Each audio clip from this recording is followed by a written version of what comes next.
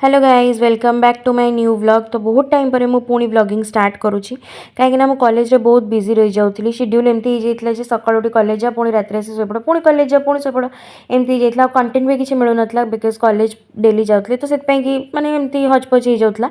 तो बट एबे स्टार्ट हो जाइए दुर्गा पूजा छुट्टी तो से Dussehra is one of my favourite festival से कि आमे बुली बाहरी जाइए। ये हूँ आम घर पाखे जगन्नाथ मंदिर।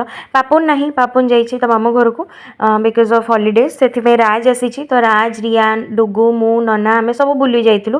फास्ट आम जाइलु आम घर पाखे होता माँ को दर्शन करने को बहुत सुंदर देखा ये देखो फ्रेम भी माने फ्रेम भी टी एपट सेपट हो जाइए कारण राज शूट करते तो फोन ने लाइटिंग तो बहुत सुंदर है कटक दशहरा जिते भी तो बहुत सुंदर देखा तो आम घर पाखे दर्शन करके आम आसी जाइलु आ गोटे जगह दर्शन करने को।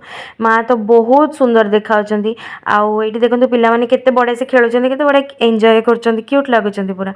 तो आईटी मुझे देखी मिरर रे जे पछड़ डेकोरेशन केते भल देखा एमती कटक गली में बुली बुली आम आसिक पहुँच जाइलु कनिका छकरे। बट कनिका छकरे मुझे रेकर्ड कर पार नी कारण बहुत भिड़ था माँ पछड़ थे से ये आम बाहरी जाइलु माने बुलुचु जिते कटकिया एव्री माने बुला एवरीथिंग इज इनकम्प्लीट विदाउट दहीबरा से दहीबरा खाइबा जाऊँ आउ स्टाडियम जाइलु बाटर चंडी मंदिर तो एज यूजुअल बहुत भिड़। तो रियार जेहेतु नवरात्रि चलता सी दहीबरा खाई ना से जूस पीकी आसला तो आम ट्राए करूँ आम घर पाखे जिते सब होती सब को कवर करने को। तो ये देखो बिजु पट्टनायक छक डेकोरेशन देखिकी घर को पलि आसलु।